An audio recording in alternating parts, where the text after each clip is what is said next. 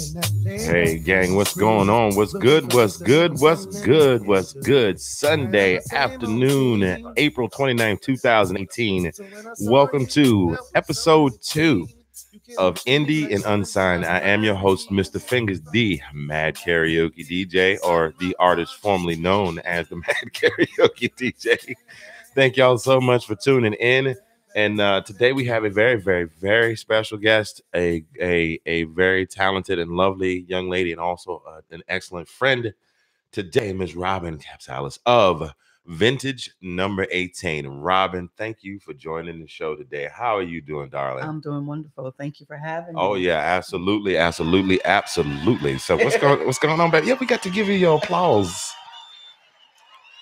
Like you at the show, like y'all just got done and they calling for a curtain call. Come on back out here. Encore. That's a long ovation right there, boy. They like that show. Oh. You must have just got done singing Good Eye. Thank you. Yeah.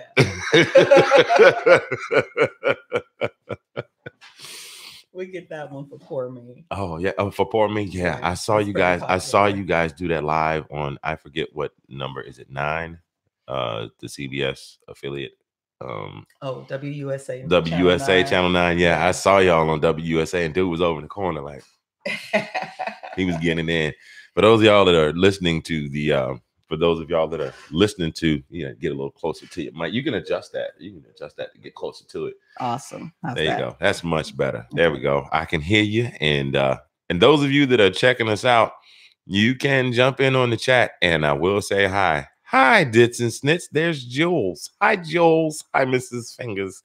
And he was over in the corner. He was getting it in. Those of y'all that are listening to the podcast later, you can't see me bobbing my head, but he was definitely, I look skinny as hell. Yeah, look like I've been smoking crack. Scotty, help me. I'm going to die. Hashtag New Jack City reference Chris Rock before he was Chris Rock. So how you been, baby? I've been well.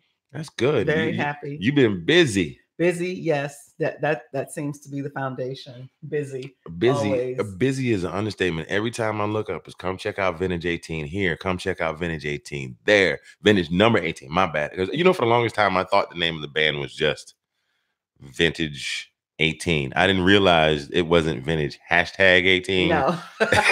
We get that. Or the old people that go, why you got a pound symbol? Yeah. Is that like we call the hotline and request for y'all to do songs? Is that what that is? Well, they ask a lot of times during, shows, prior to shows or what have you, they'll ask, is that necessary? Hashtag? Is it hashtag? They want a phonetic spelling of it. I say it's number. We always say number, and that's it. Okay. So I have to what does 18 represent anything? It's a long story, and I promise you, if I tell you this story, my guitar player Bill Holter will listen to this podcast later and say that was not the right information. But I based the name because the band was the Robbin Kapsalis band, and I wanted something different, something to stand out.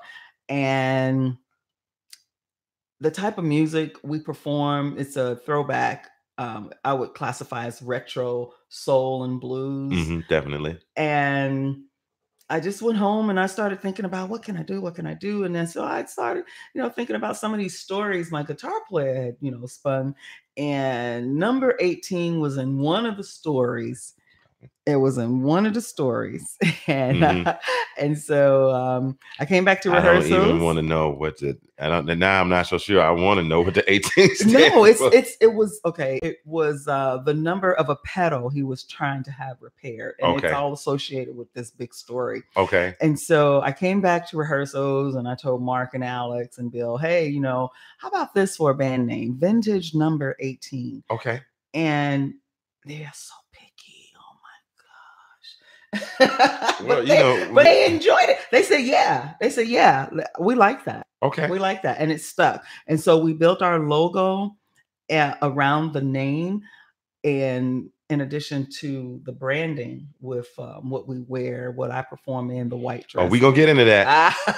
Okay. We are going to get into that. Don't give that away yet. We ain't going to give away all the goodie yet. Okay. But oh yeah. So how did you? Well, let me backtrack. Okay. You and I have known each other for a goodly amount of time. You moved here from my home From state. Atlanta. We both From from the same Atlanta. home state. There it is. Dirty Ah, birds rise up. Please, that's right. please rise. Please listen to me. Please rise up. I can't take no more y'all being good and then losing in the playoffs, in the championships. It's almost like local sports franchises around here. But hashtag fight me if you wanna. I'm a big dude. Used to be.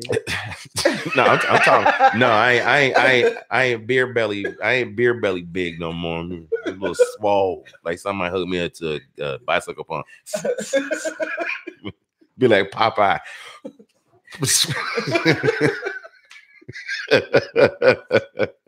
But we've known each other for a long time. We moved up here from Georgia, and I believe it was at Ned Devine's in Herndon where we met. Yes. Over karaoke, and you very quickly became a devoted karaoke regular. And the first thing I noticed off the break was that you tended to do songs that you weren't the kind of person to go up and go, I want to sing Don't Stop Believing. I want to sing I Will Survive. I want to sing insert stereotypical karaoke song here that gets, overdone. And you would do like the Natalie Merchants and what was the Ray Charles song you used to do all the time? Oh my goodness. Oh, I can't now. You stumped me. Unchain My Heart. Unchain My Heart. Yes. Yeah, yes. I could hit it. I could hit a tune. I couldn't remember the name of the song. Amy Winehouse, and you would do those types of things, and then you did the showcase, and you put together the showcase. It was like so completely different from everything that everybody else did, and you had this different feel to you. And I remember you telling me one day, and we were at this point we had expanded our karaoke attendance repertoire to the Firehouse Grill and other places. And we were at Old Fire Station one night, and I believe it was after several rounds of beverages. We won't say adult beverages. We're not talking about in the red can with the swirly letters. No. The Coca-Cola. We're talking about adult beverages. Thank Jesus for deliverance. Thank you, Jesus. That's wonderful. I've been sober 3 years. It's wonderful. And you were saying, I really want to grow as a performer. Yes. And I've been looking and thinking about getting a band. And you told me how you'd met this guy, and he was telling you the way to help your performance evolve is to perform with a band. Yes. And you kind of just very slowly disappeared from the karaoke scene. And the next time I saw you, like, yeah, I'm with this band. And I was like, oh, okay, cool. Where y'all getting? And you're like, oh, we just practicing right now. We not got anything yet. And then the next time I saw you, you were like, oh, we're gigging at such and such. We got our first gig. It's gonna be great. and then we came to see you at the Greenbrier Center in the rain. Oh yeah. It was for like some kind of summer festival they were having out there, and then it started raining. And they weren't going to pay y'all. I won't say where in Greenbrier, but we're not going to talk bad about the venues because, some we might want to go in there and eat one day or do business with them. But they weren't going to pay y'all because it was raining and the equipment was getting wet. But y'all were killing it. And I was like, man, I don't know why I didn't come and see them sooner. This is awesome. And then the next time, we kept in touch. But the next time I saw you, like, man, we get ready to record an album. I was like, what? Wait a minute. How you go from karaoke to like a year and a half later, you get ready to go on tour with like Prince or something like that? I didn't even know. It's like the Purple Rain Tour featuring Vintage 18. And then I started seeing, and you guys didn't just do like a lot of artists do. They just go in studio and take a random picture out their Facebook profile. I won't say who did that. Maybe somebody hosting the show. And you guys had a professional photographer. Yes. You came up with a look. You came up with a logo. You came up with, and you had it professionally mixed and mastered. Oh yeah. And the whole night, like the push was real. And then you put out the was it Kickstarter? Yes, you put out the Kickstarter, and you were like, I kept seeing the Kickstarter thing. You was like, only so much and such to go. It was almost like the Sally Struthers commercials. For the price of a cup of coffee, you can help a starving band put out their first album. And that's pretty much that was my pitch. Piece of cheese.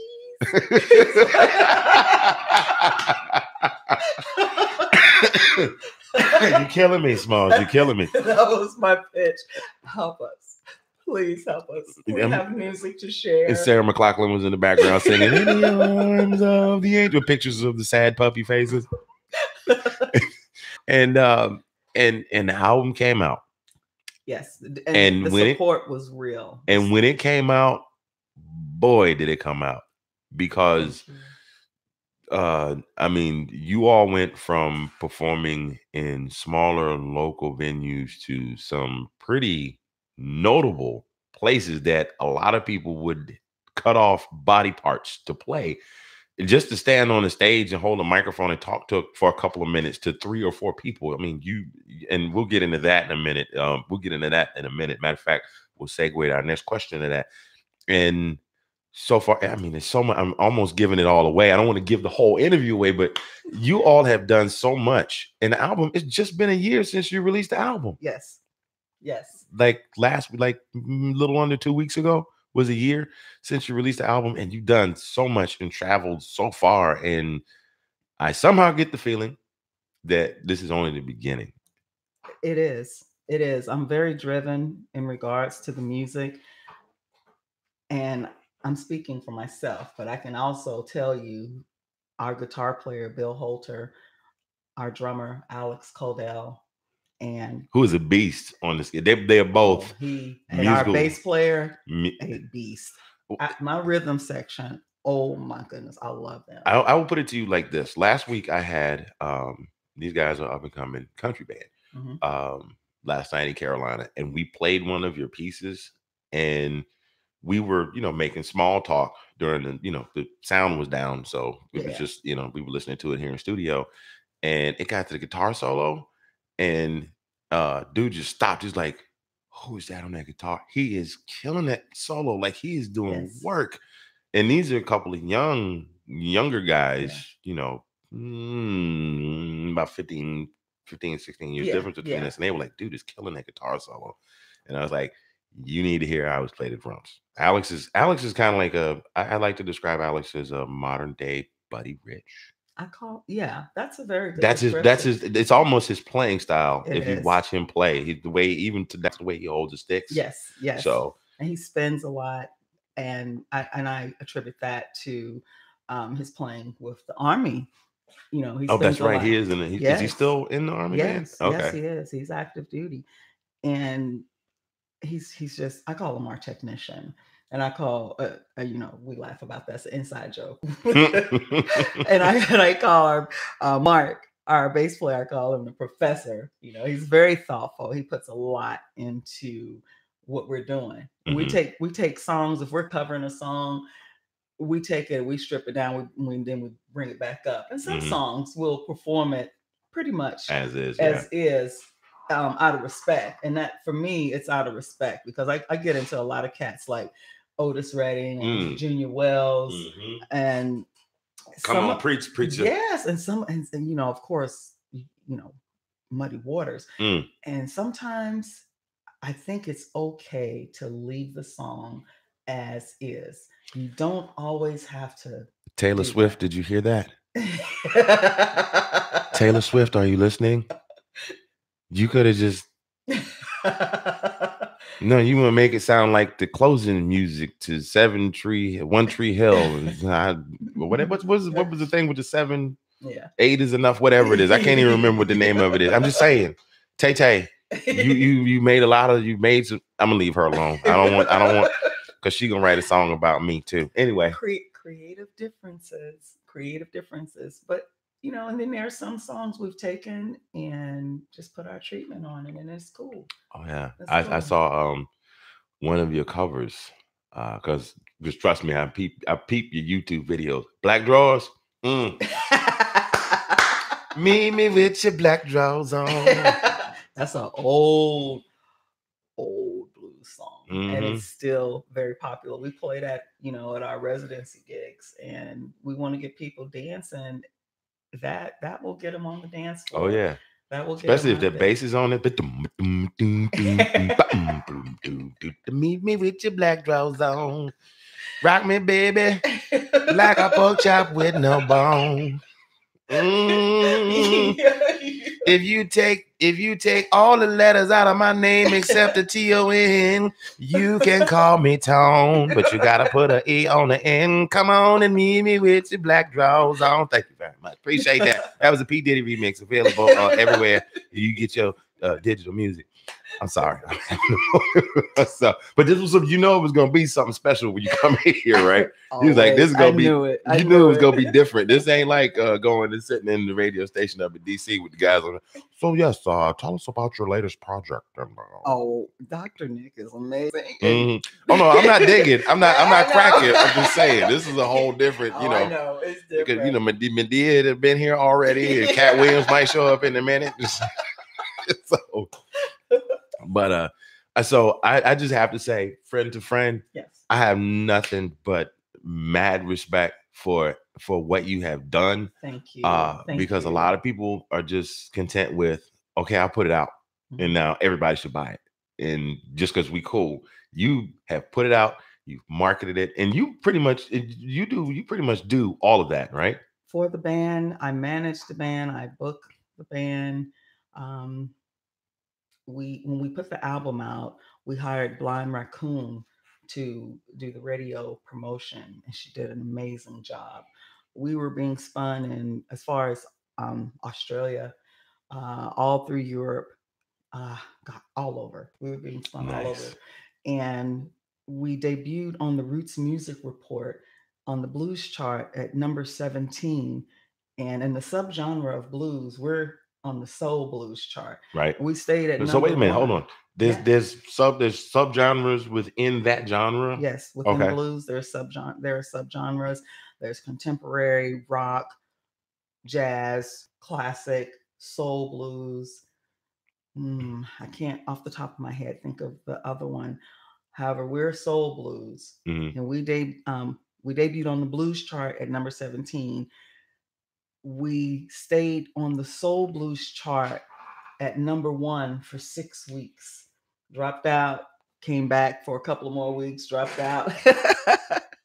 It was fun to watch it, like every Monday, getting that report, and just, you know, we hit a lot of lists, and we had a lot of wonderful feedback from different magazines, giving their review of the album. We had a really nice live show review from John Porter of NPR out of Virginia, and he was really digging the show. So it was cool. It's been very really nice, and it has been a fun ride. It's been a fun ride. I'm not even a part of it, but it's been fun to watch. I'm like, God, look at Robbin go. You know what I mean? Because you used to come to karaoke and go, well, what do you think these people are going to? You think these people are going to dig Natalie Merchant? Like, you know, and then you do Ray Charles, and they would be like, the two old heads in the back would be like, I've been digging. You're right. Come here, young lady. How you doing? Let me holler at you for a second. Hey, man, what you drinking? Hey, bartender. Hook us up with 2 of them there, Johnny Walker, on the Red Rocks for the young lady right here. We're gonna talk about us some Ray Charles Robinson right here. You didn't know that was his last name, did you? They made him drop it. So funny. Because it's Sugar Ray Robinson, you know, had the box or whatever. He trying to hold his dentures in, trying to talk to her about Ray Charles. But it's been I can tell you, when I moved here, the main reason I started going to karaoke, and I met your dear friends of ours, Ray and Barbara. They were the ones who suggested that I come out to one of your shows. I mean, you had some serious, still to this day, as I know it, you have strong supporters. I mean, I'm telling you, if you put together this reunion, it's going to be packed. It's ridiculous. But yeah, that reunion was ridiculous. Yeah, it was, wasn't it? Yeah. But I just moved here. I didn't know anyone here, and I thought, well, okay, what better way to socialize? You know, I'm not necessarily a barfly in that sense, and so I thought, oh, okay, it'd be fun to go and do some karaoke, and so that's what I did. And I met Ray and Barbara at the Blue Iguana, and then from there, I met you in Herndon, and I've met some really, really amazing people. Oh yeah, just hanging out in karaoke, and still, even though people that people that are now in your inner circle. I mean, yes. To be honest with you, I've been living in Northern Virginia now 18 years, 3 months and 29 days. I can count that down to the day because I got off the plane on January 1st. Wow. when I came up here to be stationed at Fort Belvoir, and about 99% of the people that I know now, I met through karaoke. Even my own wife, I met her at karaoke. You've heard that. I've told that story about 100 times, so we'll save that. But yeah, and from that evolves. Now you've got this album, and you guys did well, you know what? Here's what we're gonna do before we go any further in the interview, because some people wanted to hear some of your music. So what we're gonna do is we are going to give our throat a break. And which one of these three you want me to go with first? I'm getting requests on the chat for Poor Me. Okay. All right, we're going with Poor Me first. So, ladies and gentlemen, this is Poor Me by Vintage number 18.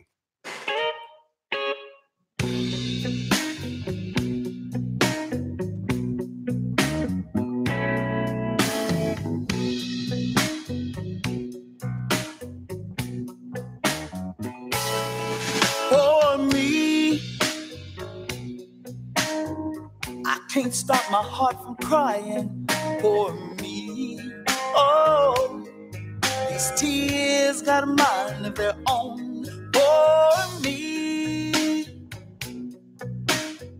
You're the light that wakes up beside me for me. Oh, yeah, broke our happy home. Didn't take long for the truth.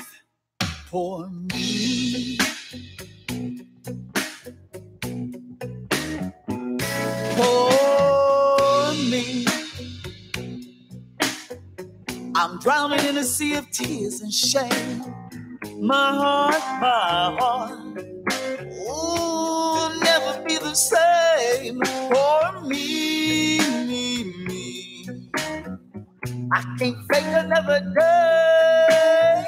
You know, I know, love don't live this way. Didn't take long for the truth.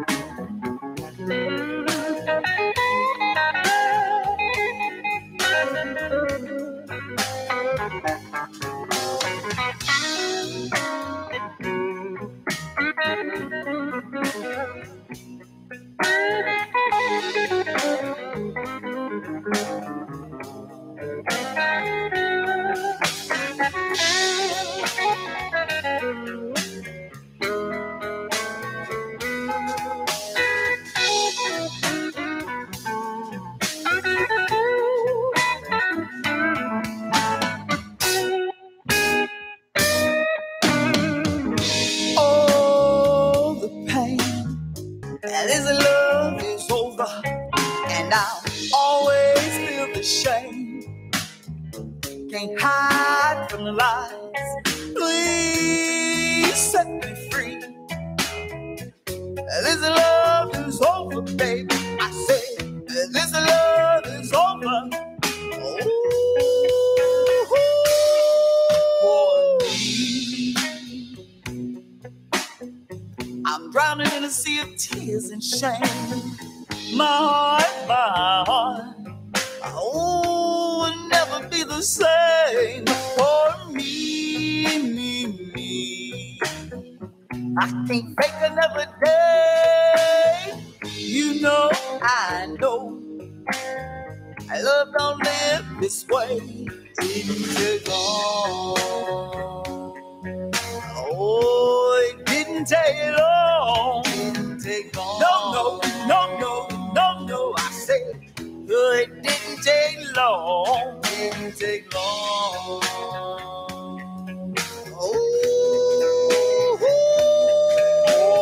Me. Come on, baby, pack your bags and hit the road. Good love, my love. Ooh, don't live here no more. It's over, baby. This thing is over.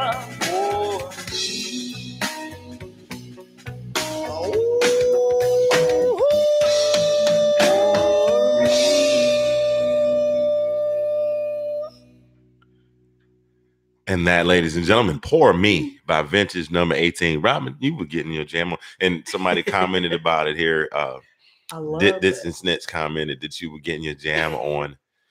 And that goes long distance to Loyland Karimsky from Robbin Kapsalis of Vintage number 18.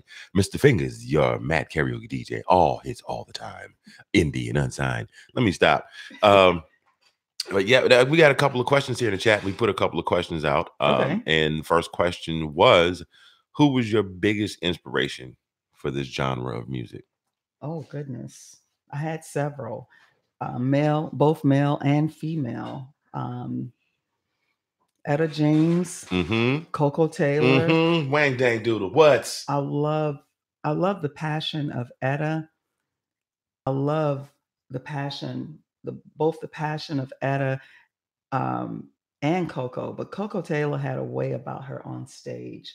It was just she commanded. She did, and just like a prowling, the way that she would prowl on the stage, and Otis Redding, Sam Cooke, my inspirations. I listen to them all the time. And now I've been digging deep into Junior Wells, and we've added a couple of his songs to our set, and they are well received because it's good music. I mean, it's old, but it's good, and I dig it, and Go ahead. I'm sorry. No, I dig it. And so to be able to perform it, matter of fact, one of the songs, the guys and I are tossing around whether or not we're going to put it on the next album.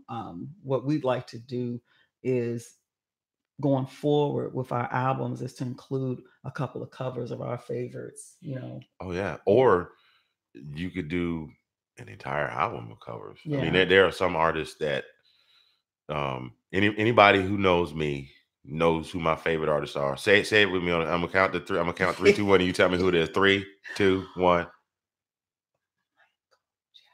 No, Boys to Men. Oh my God, I was gonna say that, and I thought no, I messed that up. It's okay. It's okay. But it's okay. But they did. They did 3 albums. They did not 1, but they did 3. They did one called the Love Album, which was all of their favorite inspiring love songs. Right. Then they did one called the Throwback, which was a whole bunch of. They just went and started digging in the crates, 80s and 70s stuff and remakes. And then they did Motown, Journey Through Hitsville, USA, where they did all their favorite Motown artists. So yeah, definitely. Yeah. Do the covers. Yeah. I want to hear them covers. Put it on them. I want to listen. You got to be one favor though. You got to do me one solid. You don't even have to mention me in the album liner. Just do Wang Dang Doodle for me. And then when I see the album and Wang Dang Doodle is on there, I'll be like, Robbin got me. Robbin got me. Well, we're focusing on original music right now. And I've started, I don't know. I had a block for a minute, but Imodium and have play that right on up. I had a block. I keep notes of songs come to me, and I'll write them on anything, and I'll record little snippets into my phone so I won't forget, because I've had so many times where I'll have something come to me, a really good hook or something, and I say, okay, when I get home, I'm gonna write it down, and it's gone. And that's why you listen. Yeah.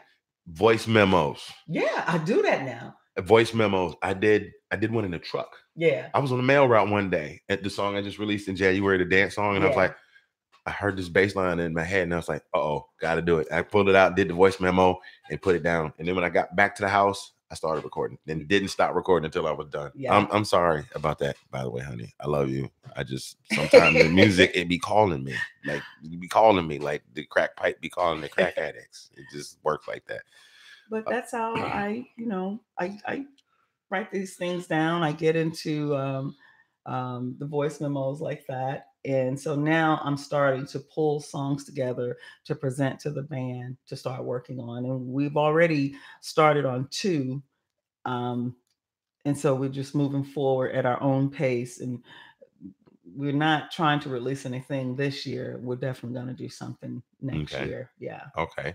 Now, were you always able to write your own songs, or was that something that came over time? I mean, like, I know you can, most people can sit down and put song lyrics together, but Sure. were you able to do that or from the giddy up or? From the giddy up. Okay. So From you the put, giddy so up. I just wasn't very comfortable sharing my lyrics because they're very personal with the band. They were actually the first people that I shared my music with. Oh, nice. I kept everything in notebooks, and when they became open to doing an original album, we become such tight friends. I'm really close with my band, and they made it safe, if you will, for me to come in and share the music. And so it took a minute. It was hard because the people that know me, when we released the album, my dear friends back in Atlanta, they called me, and they know my business. They know where the bodies are buried. And they listen to the song, the lyrics. And they was like, I bet you they call you the girl. Is that song about? She said, you caught that, huh? She said, my girlfriend Sharon called me. She says, oh my God. She says, listening to this album was like going back through your past relationships. It was hilarious, but it's true. And as an artist, as a songwriter, I think it's cathartic. All songwriters write because they write from the heart, from emotion, and from personal experience. And I chose specifically to just keep it very personal. And I thought, okay, this is a good way to get this out. But when I told the guys, I was straight up with them, and I said, all these songs are very personal, and we just put it to music. And I get a lot of feedback on Poor Me. Yes, I get a lot of feedback. That's your hit. Yeah, that is your hit. Yeah, and sometimes performing it in front of very large crowds, the feedback from the audience. I mean, you can hear a nail drop, at the end of that song, and it's very emotional. And sometimes I have tears because it's powerful. It's heavy. I wrote that song from my second husband. So I took all of that happened, Big Love, adult things, and I put it in the song, and that's how I came up with Poor Me.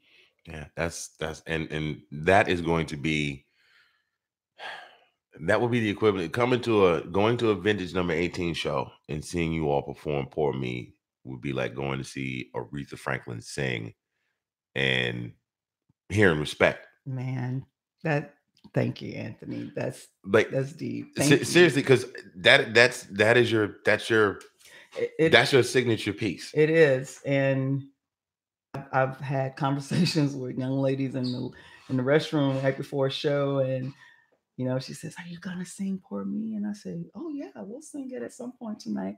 Okay, I'm gonna hang out. Okay. That freaks me out. That's like, oh man, you want to hear that song, and a lot of people know this, and it gets a lot of airplay locally. A lot of airplay.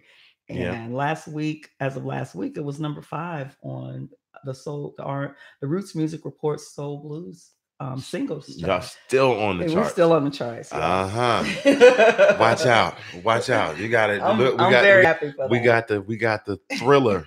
We got the thriller of blues music in the building. Watch out. I'm trying so hard, and the blues community has been amazing to us, and they recognize, we're not a straight ahead 1-4-5 blues band. However, we are rooted in the blues. I would more so describe us as a soul band that performs blues. We got that blues in us, and I love it. I really enjoy it. Yeah, well, that is what is up. And like I said, it has been a pleasure.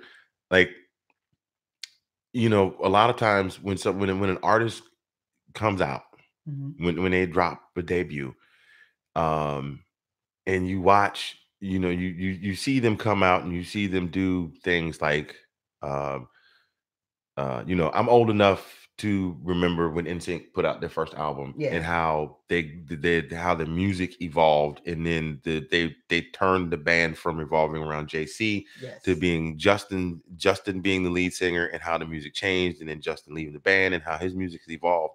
Now, we watched all of that, but I don't know those cats from a can of paint, so I don't know how they formed the band and what they were doing when they were rehearsing and how all that came out. That this is something that I have personally got to witness from the ground floor. I mean, that conversation, man, I really want to do the thing with the band, and I gotta, I want to do something different. I enjoy doing karaoke, but I need it's and I didn't take any offense to it when you said it. You said, I really enjoy coming to karaoke, but it's not filling that need. Yeah. And you have definitely in vintage number 18 found something that fills that need. Thank you. That whatever that you were looking for. So we've been talking about the band for almost a half an hour, and you have kind of touched on the guys' names, but I need you to go ahead and shout out the members of the band, like, let them know who does what and who plays what instruments and everything. Vintage number 18 is on guitar, Bill Holter. Okay. On drums, Alex Caldell. And on bass, Mark Chandler. And I'm telling you, if you haven't seen, I've only seen him play live once. My schedules just won't mesh, but I saw him play that one time live, and I was like, I was getting it. They were getting it. Alex was in the back spinning sticks like he was in line next to Nick Cannon. He does that. So wait a minute. Didn't he do a thing where didn't he bounce a drumstick? He did. Yeah. How do you bounce a drumstick on a concrete parking lot? Pow! It just kept playing. He does.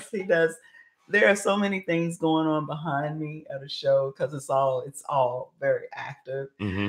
And I tell you a funny story. We were in the loft at the Hamilton in DC, and we get a nice mixture in up there, in DC, and I mean age mixture. So I'm standing there, I'm doing my thing.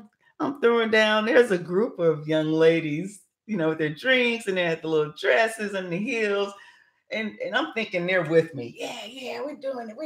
Oh, yeah. Oh, get it, girl. I'm just thinking they root me on. And so I take a break, and Mark is doing a song. These young ladies did not move, and I made the connection. They were staring at Alex. Mm-hmm. Is that? Hey, boo-boo. I kid you not. They did not move. And I'm looking. I said, oh, wait a minute. I thought y'all was here for me. I thought y'all were, exactly. I thought y'all was rocking with me. Y'all back? Okay, I see how it's not about me. Y'all I see how I'm here trying to get his attention, and he is not. I've watched him play. He is one of those guys. He is one of those guys. He's not driven by the love and adoration of the crowd is not what drives him. When he's playing, he's in his happy place. He is. He certainly is. He's there. And he's one of those guys. I've seen guys that can drum with their eyes closed and not miss a break, a transition, because they are so feeling where the music is going. They know right when it's coming. And he's definitely one of those guys. And they are. I'm just going to say this for those of you that are hearing this, whether you're watching it live, whether you're hearing the replay later, Vintage number 18 is a band you got to go see. Even if you don't see them but once, you got to go see them, because they put it down when they do their thing. Now, I gotta transition, and it's gonna be a transition.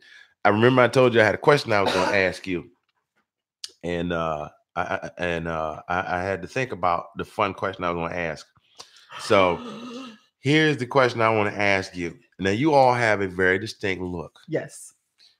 How in the world did you decide that the white beaded flapper dress was the look, was the move, with the boots, with the white go-go boots? I'm just curious. It was it took a minute. I wanted something different. I've always been. I wanted something different. I'm all about that show. I can tell you that. I am all about that show.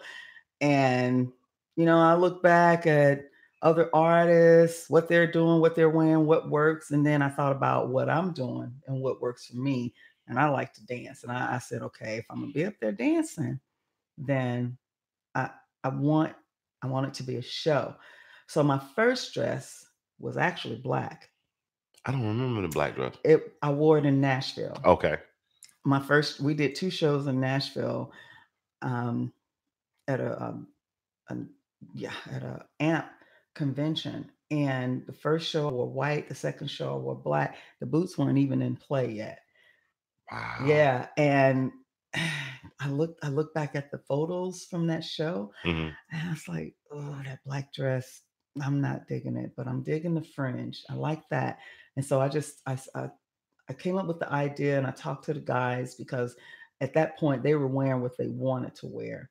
And so after I sat down with them and became the fashion police, and they were hating on me for about a good week or so, like, but it's you got to be kidding me. You want me to do what?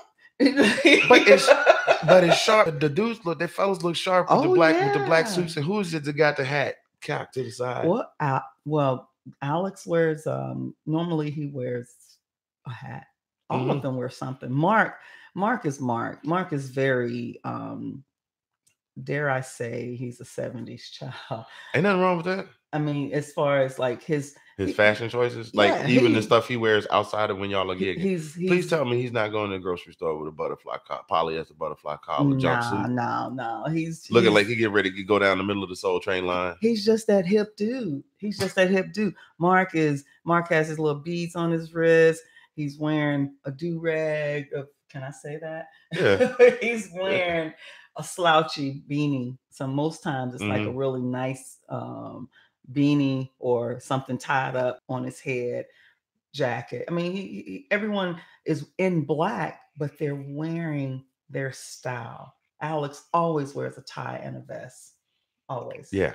And like I said, the look that you all have created is very tight. And then you out with the fringe in the boots.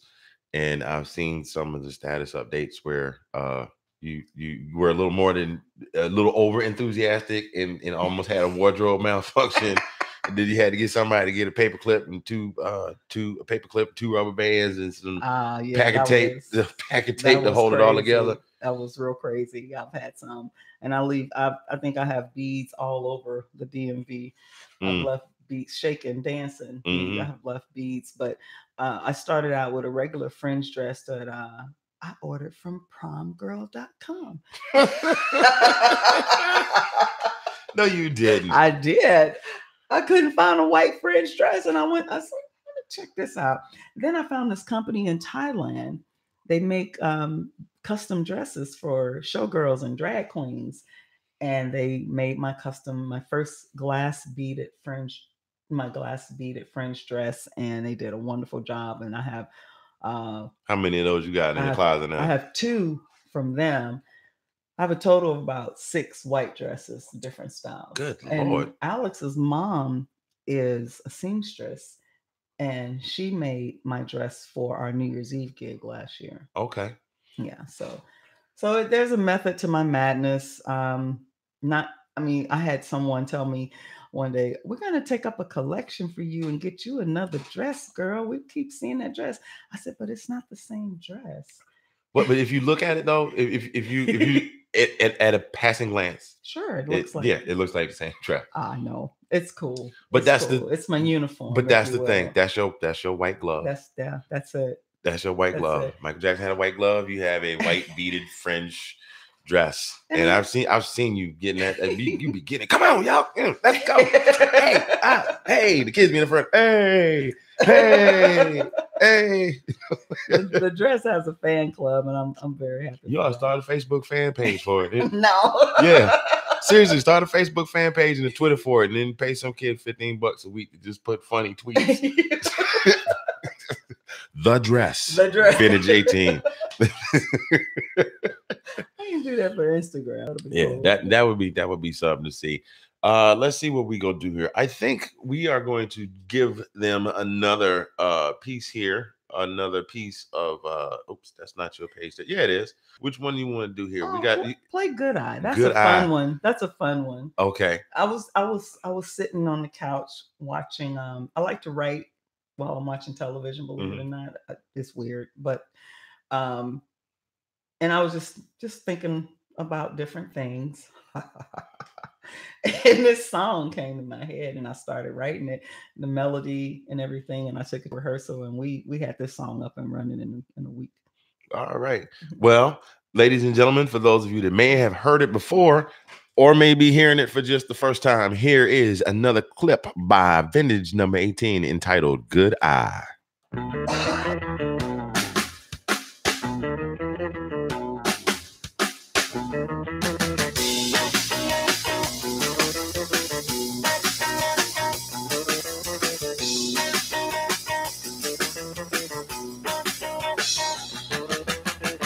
Let me tell you about a guy named Joe. He was a good-looking dynamo. Made me weak when he held me tight. Gave me shivers all through the night. Oh, Joe, I got my good on you. I gotta tell you about Blue-Eyed Dan. Oh, he was a big, tall, handsome man. Had the stars in his eyes. I looked this and it was no surprise. Oh, Dan, I got my good eye on you. Tall and handsome, that's my kind. A big smile and a tight behind. Spoil me silly, treat me right. That's the man in my sight. Ooh, I gotta tell you about pretty boy John. Big hugs and lots of charm. Makes me smile and weaken the knees. Rings my bell and let me do as I please. Oh, John, I got my good eye on you.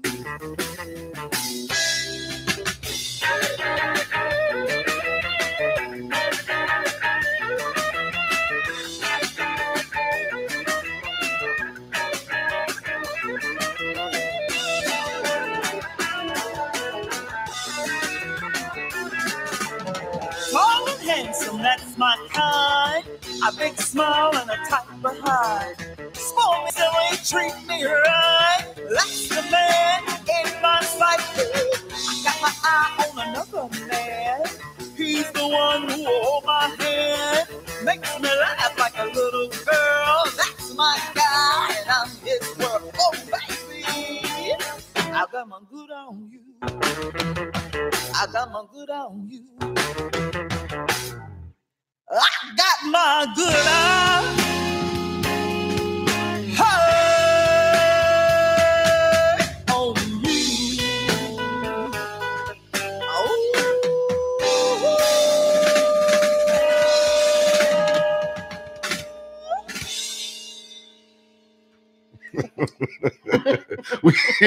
we ain't cutting up. Cutting up. Yeah, really. that the throwback to the fella that was throwback to the fella was trying to holler at you at the bar. Come in there and talk to you about this Ray Charles.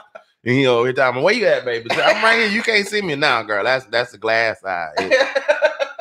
I got one good eye and it was looking the other way. Oh my goodness. We are, for those of you just tuning in, welcome to Indie and Unsigned. I'm your host, Mr. Fingers, the Mad Karaoke DJ. I normally am a lot better about this, but I haven't done it since the show started 45, 50 minutes ago. And in studio guest today is the lovely and talented Miss Robbin of Vintage number 18 here sitting in with us today. I got to take the interview in a different direction. You all were nominated for a very, very prestigious independent for a very prestigious award. Tell us a little something about that. We were nominated for our album was nominated in the R&B soul category by the Independent Music Awards. And oh, we gotta give you a little bit more love right there. And that's the shorter version. The other one was like a standing ovation, like, yay! Come back, sing some more. No, we're not done. This is, you didn't sing $10 right. Come back. Wait a minute. Oh, I got the cheap ticket. They paid $200. Okay, I can go home then. Can I have another hot dog? Thank you. It's So if in the analogy that I used when we were talking, is it pretty much the equivalent of independent music's equivalent of the Grammy Awards? Is that somewhat like what you would say? Um, Maybe the American Music Awards. AMAs, okay. Yeah. I'm I actually, it was my first experience with them. They're out of New York, Okay. and when they notified us that we had, that the album had been nominated, I told the guys, I was like, whoa, what's going on here? That's pretty interesting. And what struck me as interesting, um, they have a blues category, but our album was nominated in the R&B R&B soul. Yeah. And so they invited us to New York for the ceremony, and it was different. It wasn't like, an auditorium and podium, and the person comes out and reads off, and then another band plays, and then it wasn't that format at all. They had us. It was at Lincoln Center, and they had the Empire Hotel, the mezzanine, the bar, everything was all taken over. I met artists. I met hard rock, heavy metal, country, you name it. There's all these genres of independent musicians were there. Amongst those artists, I met Nick West, who is an amazing bass player. And she's worked with the likes of Prince and Quincy Jones. Yes. Oh, the purple unicorn. Is that the chick that did the is that the that did the she played a video. It's viral. It's more viral than viral. And she played the bass line from Michael Jackson's "Get on the Floor." Yes. That girl. Oh my God. She was there with her sister and her tour manager, and so they had us in this room right before they, announced the winners. And we were in there, and I looked and I said, oh my goodness, that's Nick West. And so I went over, and she is the sweetest. Her and her sister are the sweetest, and we laughed and talked a bit. But then they come in and they say, okay, artists, chop, chop, let's go. And so they took us over to the atrium, and that was where I was able to catch her. I don't know if you saw on Facebook. I said, hey, Nick, let's take a quick snap. She's like, yeah, because they were talking, and everyone was just like, it was busy. So we got in, took a quick snap, and she won her category. We didn't win our category, but we were happy to hear our name. Right. I was Bill and I. And the nominees for Best New Artist in R&B Soul category are a band whose name I don't know. Another band whose name I don't know. Another band whose name I don't know. And Vintage Number 18. And Bill and I looked at each other like, Bill and I and Mark, we were standing there going, wow, that's wow. And it flashed up on the screen and everything. And oh, you mean like y'all were up on it? You looked up beside yourself on a jumbotron, like sitting in the audience, like, oh, hey, that's me on TV. Yeah. Literally. You on TV flipping out because you're on TV. Look, I'm on TV over here too. Yeah. Which camera I'm supposed to look at? It was a surreal moment. And the young lady who won, I've listened to her music, and she's good.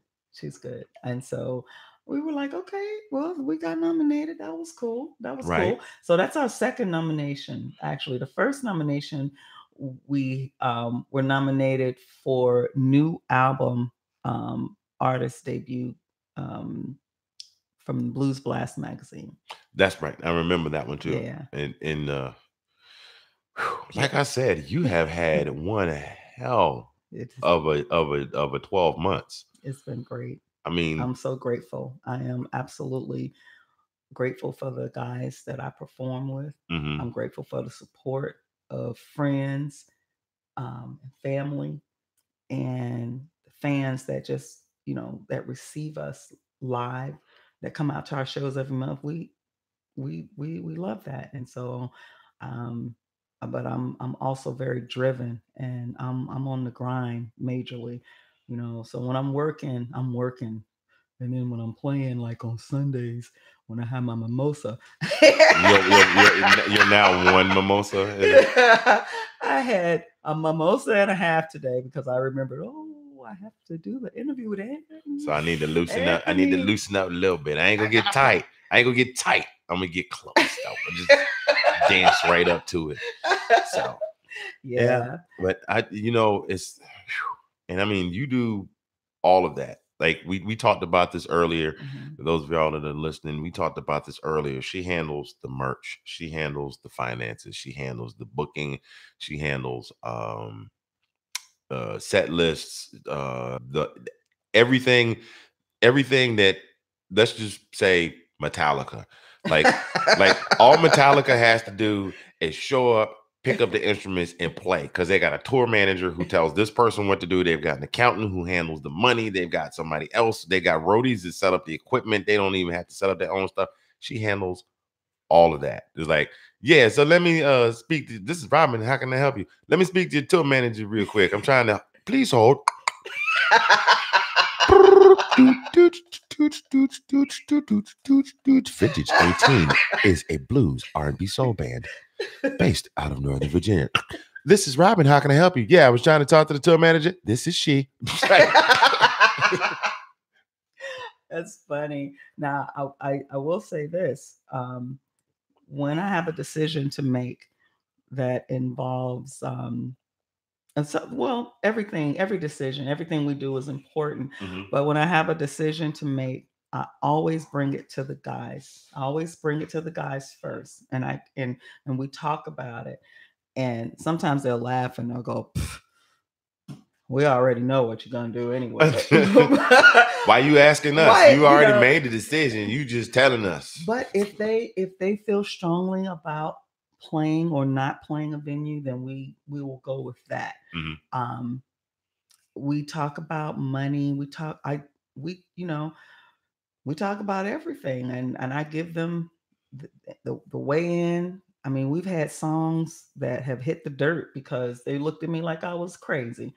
No, we're not doing that song. What's your problem? What you mean? What do you mean you want to play a blues version of Achy Breaky Heart? No, not no, but hell no. Oh my goodness! And did you see that? Yeah. Oh, did you see that? Yeah. They've shut me down on a few songs, but some songs I'll bring. And there was a recent one, "The Things I Do for You" by Jimmy Wells, and it has a line in it that's so funny to me, and I love it. And when we played it, and it was cool, and he says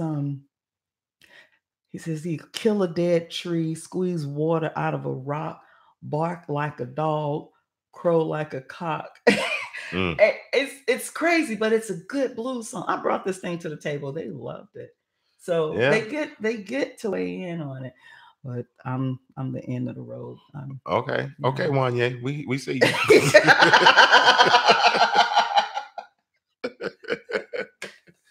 Oh, we got a question in the chat room. Wants to know how or where. Lori Lynn wants to know where can we get merch. She wants a T-shirt. Oh, do y'all even have T-shirts? Yeah, we have T-shirts. Wait a minute, let me find. I got a beer cozy. Y'all got T-shirts?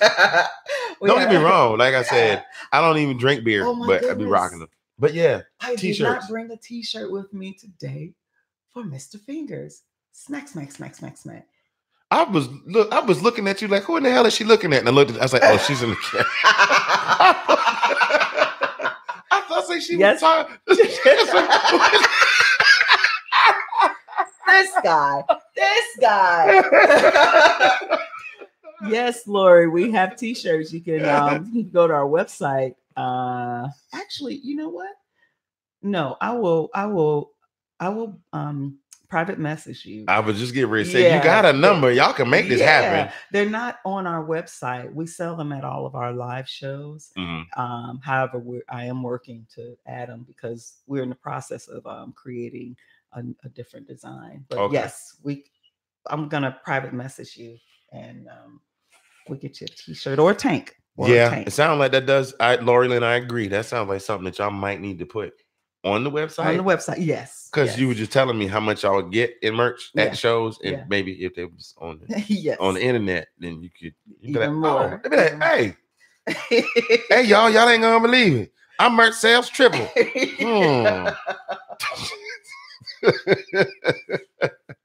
You sell them on Amazon. The 2-day Prime delivery. What? There's a dude somewhere sitting in Australia going, I'm rocking the grit t-shirt, Mike. There's a DJ in Australia. He put his picture on Facebook. He's Stop. I'm not kidding. Can I take this moment to thank you for what you're doing for the artists here, for the unsigned artists. I ain't doing nothing. I'm doing something. This is awesome. I'm doing something and having fun with it, and I just want to bring the peoples that I know in on it and do it. Let me tell you, I'm having a very good time. This is amazing. This is so much fun. This is fun. But I want to thank you because you're quite welcome. I got to high five you, my brother. You are quite welcome. And look here, this is only our second show, y'all. I act like I've been doing this my whole life. Me and Donnie Simpson been in this joker for a long time.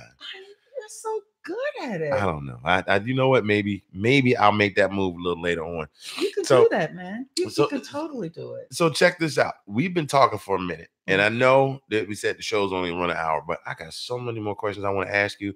So y'all hang tight for a minute. Here's what I'm going to do. This is the part of the show I told you about. We're going to play a couple of songs here by a couple of local artists. And I'm going to get your feedback on them when we come back. So essentially, it's just going to be a short little break. I'll get your feedback on them when we come back off the break. So ladies and gentlemen, boys and girls, we're going to play a couple of other songs that don't belong to Vintage 18. So y'all stick around and check them out. And then we'll get some feedback off the chat, and we'll get your feedback. I already know what I think about them because as soon as I heard them, I was like, that's the one I want on the show. And I'm a little behind the power curve. I picked them up right before the show started. But as soon as I heard them, I was like, that's the one I want for the show. So y'all hang tight, and we'll be right back after these couple of songs. Hey, gang, it's your boy, Mr. Fingers, and you're listening to the sounds of indie and unsigned on radionomy.com. Thanks for checking us out. This is awesome. I like your.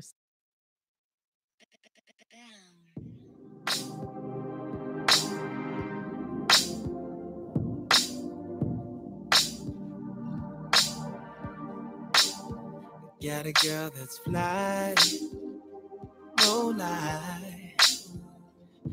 If she wanted to, she could change your life.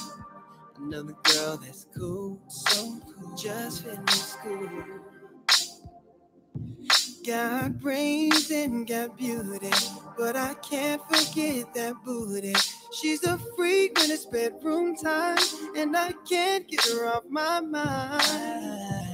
Girl like her's one of a kind, and what I won't do for her is true with her. She's my world, but she ain't the only girl in it.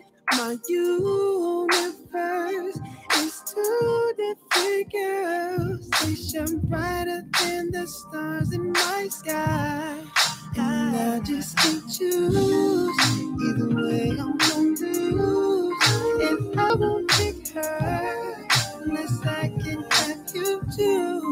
I know I should change my selfish ways, but I just can't let you go. So I think I'll just keep both of you. Just can't help it. I don't know why I'm so selfish. Baby, time is of the essence. You ain't no thing, and I don't want you stressing.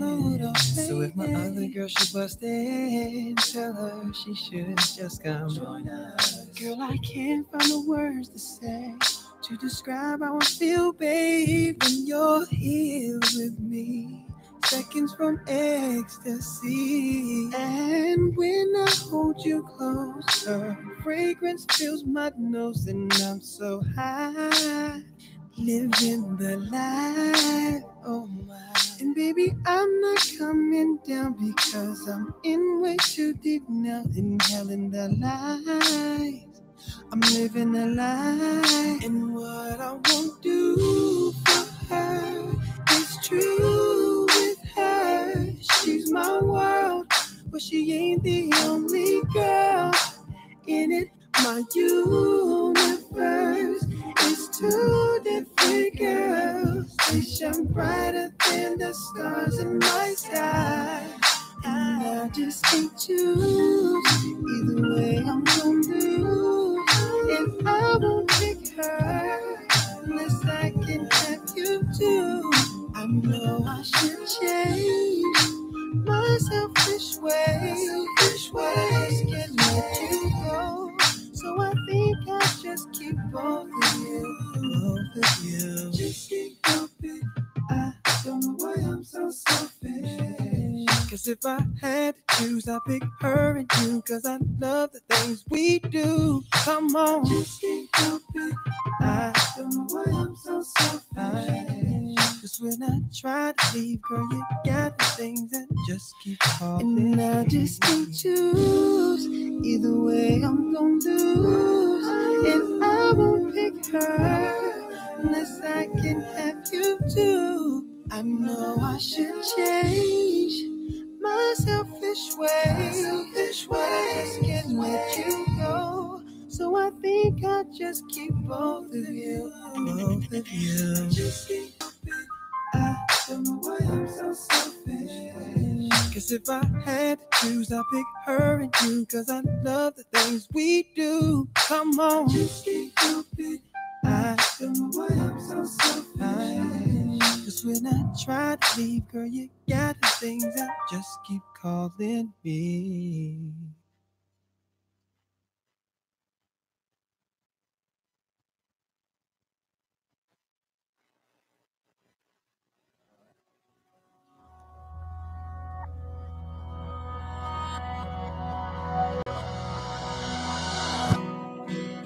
Isn't it amazing? Everything you do. Wouldn't it be special to spend my life with you?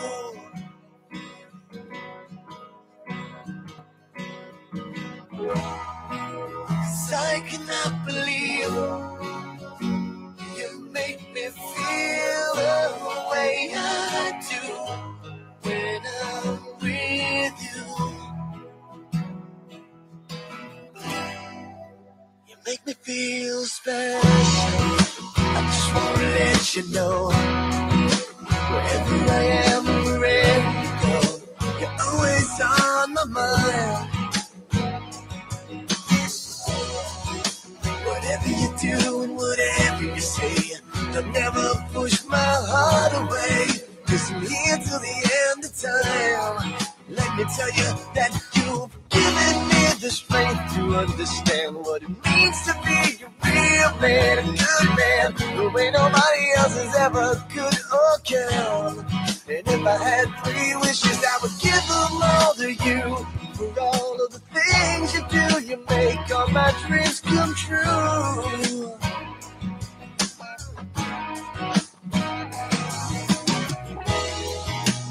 I cannot believe you make me feel the way I do when I'm with you. You make me feel special.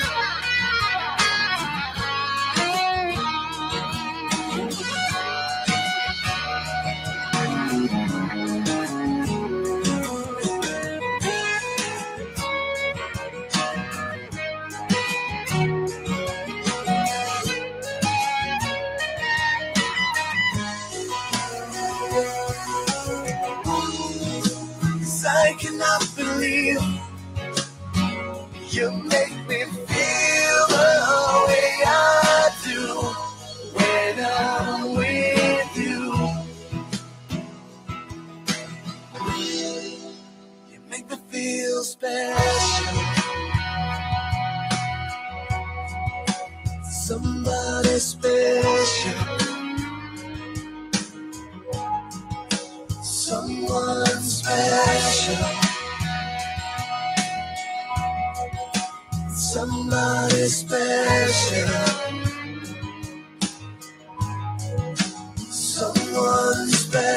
believe in everything you are. I believe in everything you do. I believe I should always be with you.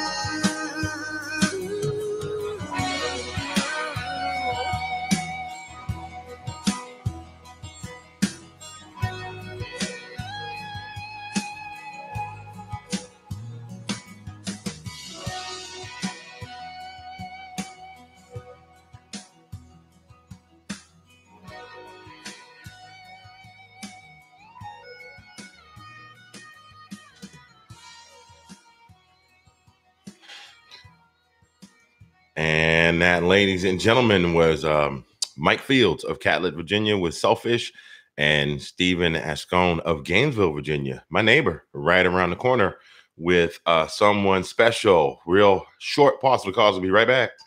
You're currently listening to the sounds of Indie and Unsigned, hosted by the legend in his own mind, Mr. Fingers, right here on Radionomy.com. And we're back. Hi, Robbin. How you doing? I'm doing great. Are you enjoying yourself so far? I am enjoying myself. Yes, goodness. Hey, those of you just tuning in, welcome to Indie and Unsigned. I'm your host, Mr. Fingers, the Mad Karaoke DJ, in-studio guest, the one, the only. And we used to call that karaoke Rockin' Robbin. I haven't heard that in a long time. That's Rockin' Robbin right here in studio with me from vintage number 18. And we have talked about a whole bunch of things. So tell me what your thoughts were on these two here. Did you yawn? Somebody said you yawned. You yawned on somebody's song. I did. Did it? Was it putting you to sleep? It wasn't because of the it's been a long day. Or was it a long day? No, it was a long night. Because I saw you last night at the going away party. You was like, hey, I just came in here to say hey, and then I got another party to go to. I did. It was a long night. It definitely wasn't because of the song. I thought both songs were very nice. I especially liked the second one by Steven out of Gainesville, Something Special. I thought it was really cool. Yeah, and these are both, for those of you listening, these are both artists that are right on Reverb Nation. And Reverb Nation, honestly, is an untapped source. If you work it right, it's an untapped source. If you were bored of listening to I turn up my car, I turn up my car, boom, I turn up my car, I turn up my car, boom, drink some NyQuil, I turn up my car, boom, I turn up my car. What did you? Okay, we got that. You turned the car up. You drank some NyQuil, you turned your car up, or did you turn up and then you drank the NyQuil in your car? What? It's like Mrs. Finger said it's the mimosas. She said it was no long day. It's that mimosa and a half. That mimosa got you tight. just a little bit. Hey, I just want just a sip. I just need a sip. Oh no, I'm fine. I know I have a radio interview. I need a little. Stop it. Put it in the. Put my glass down. I'm okay. Yeah. So I think Steven's song, one of the comments we had in the chat was the guy sounds like Mario. Yeah. Sound a little bit like Mario. His falsetto's a little nasty. He could be like a mix of Maxwell with a little Eric Benet thrown in. The first song. Yeah, the first song by Mike Fields. Yeah. Harmonies are tight. Yeah. Beat is nice. Lyrics are the lyrics are good. It's not just your typical, yo, come over the house, let me take off all your clothes, and then we gonna make it do what it do. I mean, he actually painted a picture with the song. I like it. He's currently ranked number 2 on the R&B charts in the Gainesville area. For a reason. And then Steven is actually ranked, I believe, number 1 on the pop charts in the Gainesville area. Someone special. I clowned earlier that it definitely sounded like something you would like a theme song for one of those teen shows on the WB back in the day. Oh yeah. But it's but it's definitely it's a really nice song. It is. And both very well done, well engineered, well put together. Need to be on radio. We need a lot more of that and less of panda.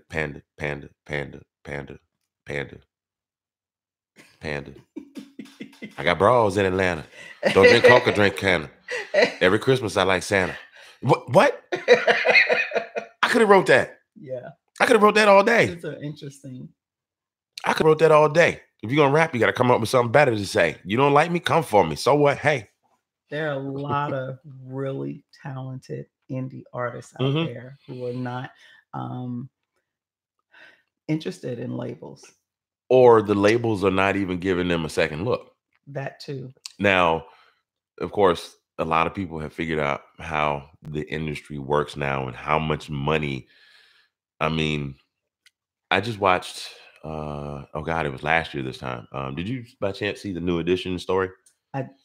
On BET last year. Yes. Now I kind of was vaguely familiar with the story, but I mean I didn't realize. You know how much money that Maurice Starr and then the other label made off these boys, and they were sending them home with checks for $3.38. They took them and toured them all over the globe.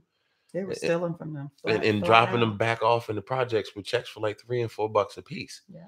And it was only when they got away from, when Mike read up and did his homework and got him away from that they started making money with the Heartbreak album in the 80s. And even then, they had been broke for so long, they didn't know how to act when they got money. So it took them a while to get their money straight. Right. But record labels are getting people that TLC, how they fired Pebbles at Marshall Office and said, why are we broke? Why are we having to file bankruptcy? We one of the number one R&B selling acts on the globe right now. Yeah. And so a lot of people are doing it. I'm telling you who's doing it. And big, huge hip hop head. And of course, as soon as I say it, you know what I'm talking about. Tech Nine. Okay. Yeah. Totally indie. Yeah. I mean, he's got his own imprint. He's doing the whole nine.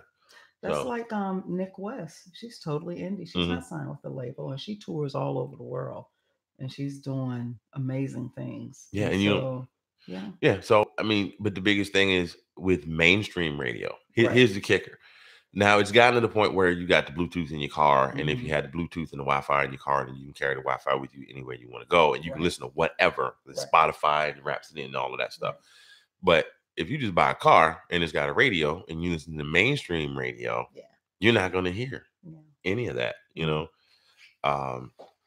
So yeah, I think it's a great idea. I'm not even gonna lie, you know where I got the concept from. We've both had our music played on that program. Yeah. Part of the reason that I did this though specifically is because there are some people that have some things that are maybe not radio friendly that they can't play. But I'm on the internet.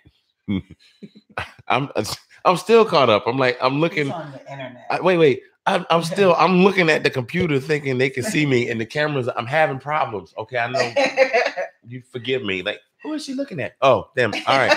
So that was the whole concept behind getting this thing started. Now, I had to ask you this question. I deviated for a minute and we're back. Okay.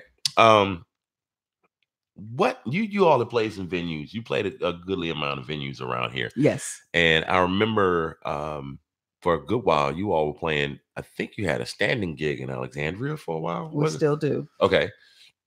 Oh, my bad. Yes. And then you've been down to Tennessee and played some places.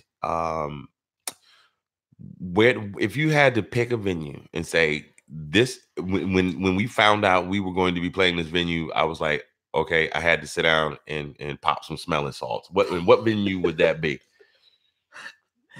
Hands down, the Kennedy Center. We performed at the Kennedy Center last year for New Year's Eve. We did 2 shows, and I remember in one rehearsal about 3 years ago, and I was talking to Mark, our bass player, and I said, we need to play the Millennium Stage. And he kind of, gave a little laugh, like, he said, you got some big ideas, don't you? I said, we need to play the Millennium Stage at the Kennedy Center. He says, all right. I said, we're going to play the Millennium Stage at the Kennedy Center. Now explain for those people that don't know the Millennium Stage. The Kennedy Center has, in addition to the theater where they hold their shows, etc., they have the Millennium Stage where they have a free performance 365 days a year. Okay.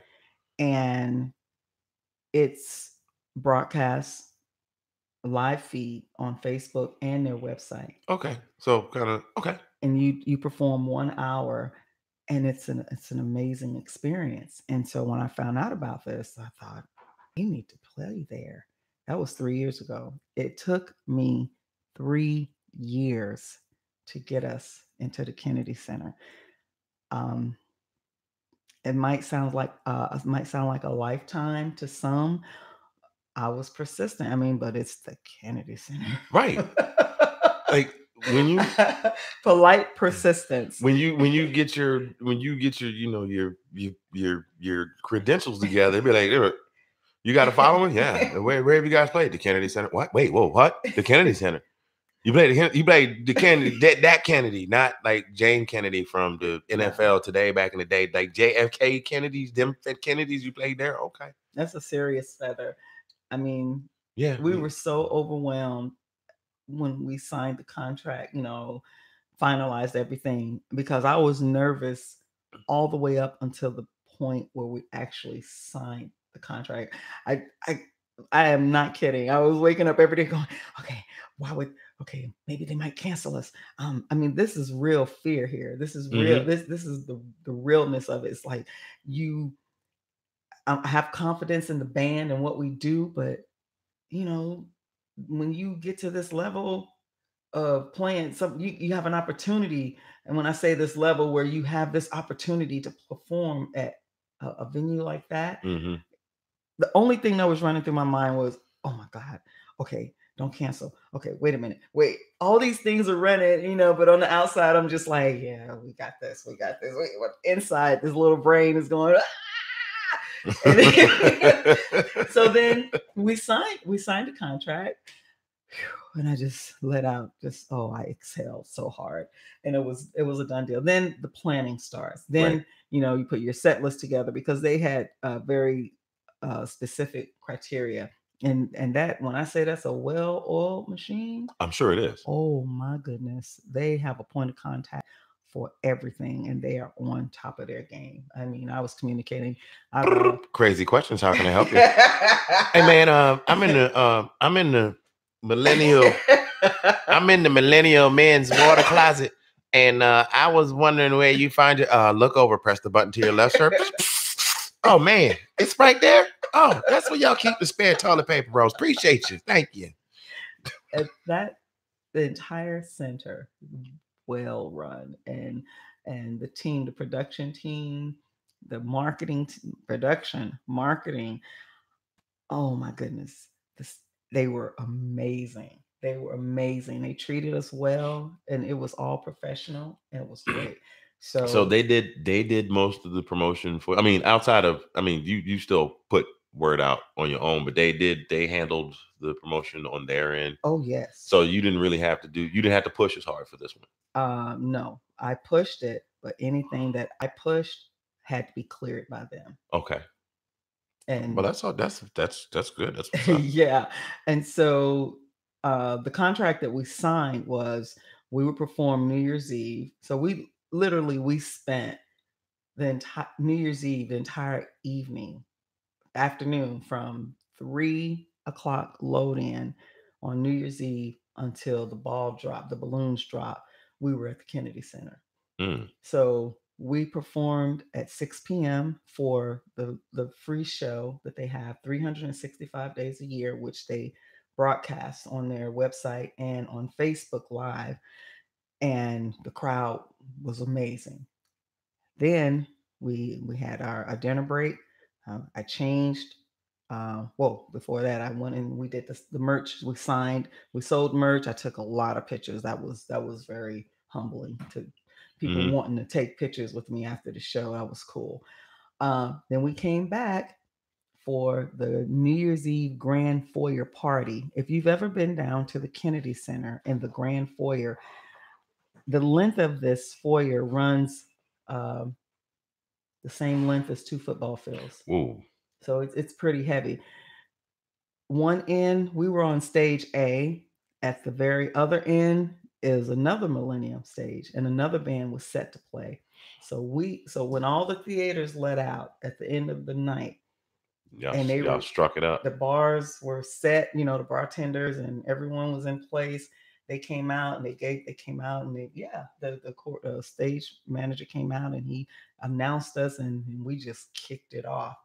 And I feel that feeling of love, all those people, we're talking 6,000 plus. It was amazing. They started a conga line during one of my songs. And just snaking all through there. And I brought this young lady. She must have been about 8, little girl, about 8 or 9 years old. She was waving and dancing and waving. And we performed Shake a Tail Feather. And so I brought her up on stage to dance with me. And the cameras, here go the cameras. Everybody got a camera. You know, all her family. It was so much fun. So because of a crowd that large, and the Kennedy Center wanted everyone to have a good time. That's what it was all about, the party. For that party, we did not perform any originals. We did all covers. Okay. And we did all party covers. And so I said, okay, let's close the show with Shout.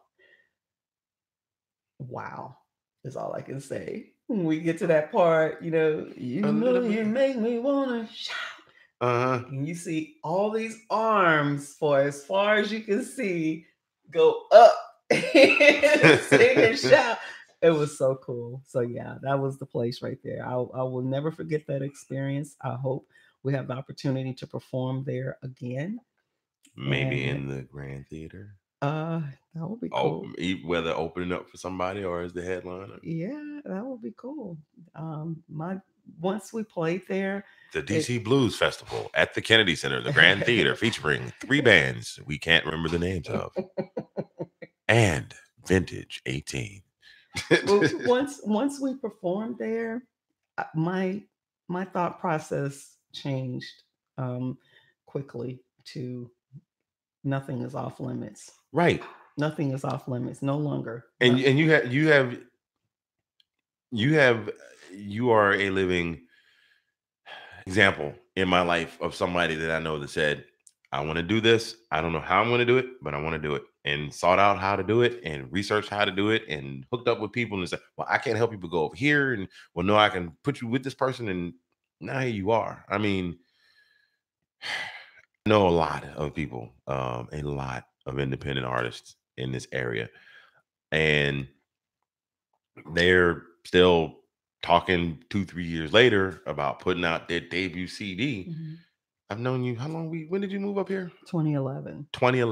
So in 7 years, you went from being a karaoke regular to being a IMA and an IMA nominated blues artist with a CD out that's still charting a year after it's out, that is played at the Kennedy Center.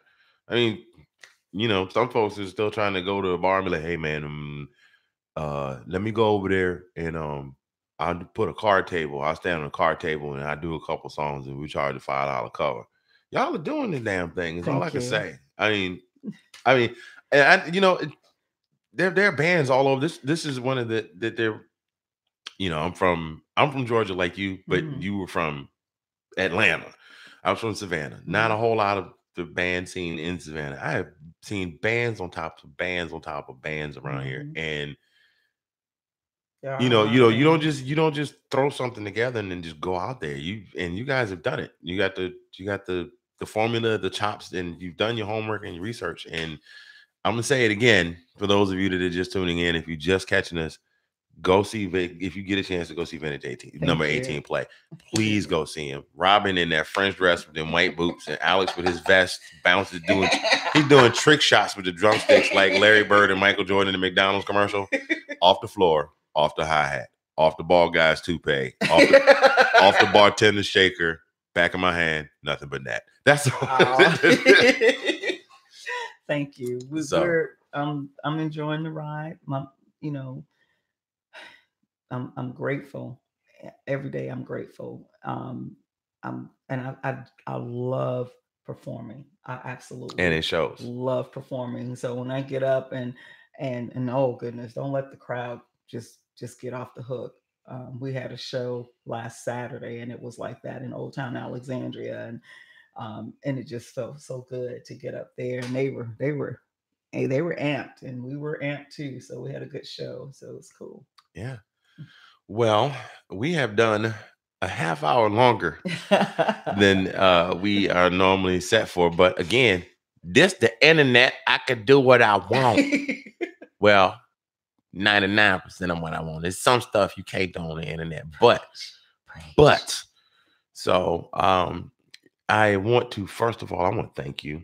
Thank you for coming down here and being a part of this today. My pleasure. I want to thank you for sharing your story. I want to thank all of you guys on here that are tuning in. Thank you. Thank you for tuning in. Tell your peoples about Vintage Number 18 and tell them go see him. And, you know, while you talking about Vintage Number 18, say, oh, by the way, she did a really good interview on this new internet radio show with this crazy host. And y'all might need to check that out. And so I thank y'all for tuning in. Robbin, I appreciate you being here. Tell us having me. Yeah.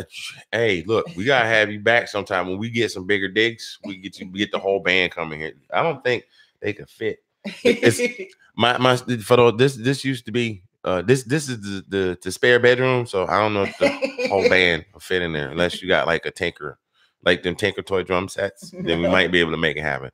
But tell us a little something about this last song that we're going to play for everybody before we shut it down for the day. Love Hangover.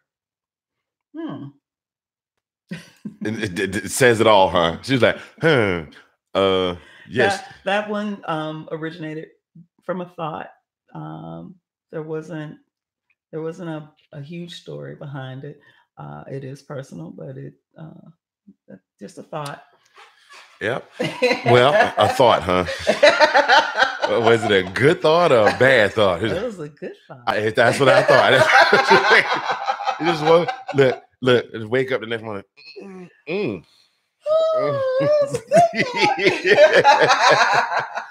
Wait for it. All right. And this is Love Hangover by Vintage Number 18.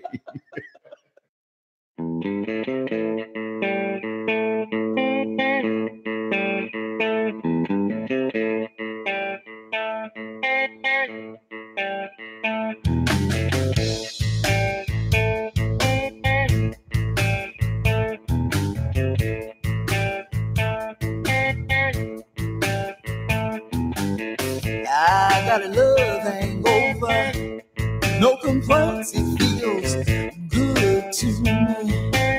All these aches and pains, I got a love hangover, my whole heart will never be the same. Send shivers up my spine, I never place any time.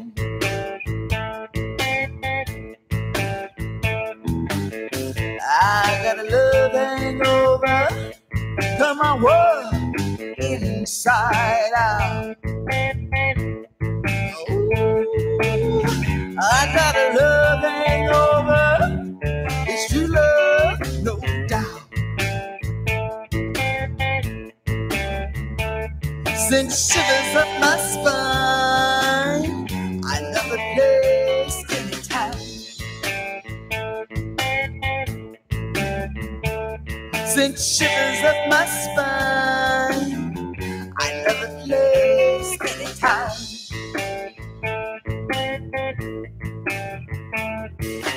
First they work me over, kissed and loved me right. Now they long gone like a thief in the night. Ooh, I got a love hangover. I think it's a blues condition. It's a bad position. Don't know my head from my toes. Yeah, better believe anything goes. Don't know my head from my toes. Yeah, anything goes.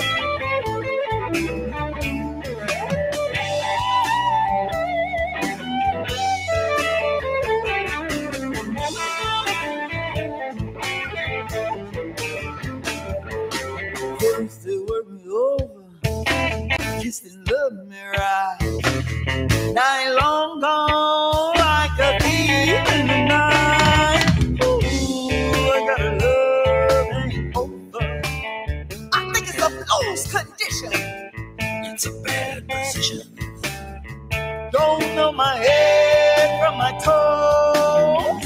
And better believe anything goes. Don't know my head from my toes. Anything goes. I love ain't over.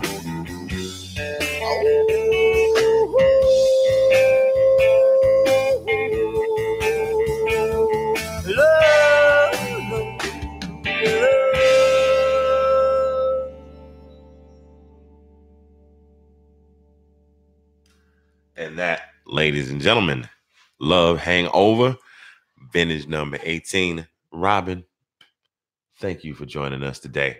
We appreciate you, ladies and gentlemen, the one and only Robbin Kapsalis of vintage number 18. And again, we appreciate y'all for tuning in. That just tickles you to death, doesn't it? Thank you for having me again, Anthony. Thank you so much. You're quite welcome. And I want to thank all of you for tuning in.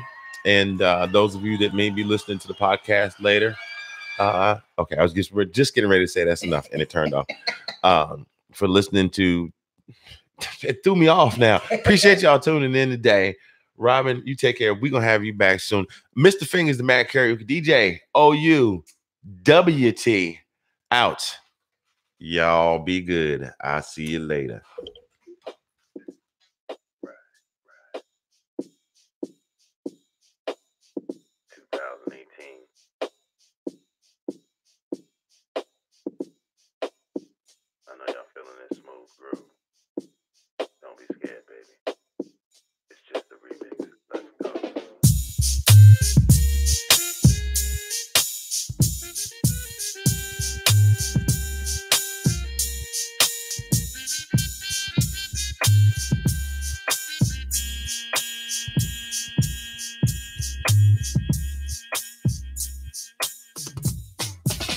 Friday night, laying back, feeling smooth, looking for just a little something to get into. Tired of the same old scene. Something different, if you know what I mean. So when I saw you, there was no in between. You came up to me like something from out of my dreams. A woman from the pages of a magazine. Deep inside my heart, you scream. I can't understand. Hey, just wanna hold you, hey, baby. How you do the things I'm watching you do. Oh, we're this cloud. Just wanna make some love. All I wanna do, my girl, is dance with you.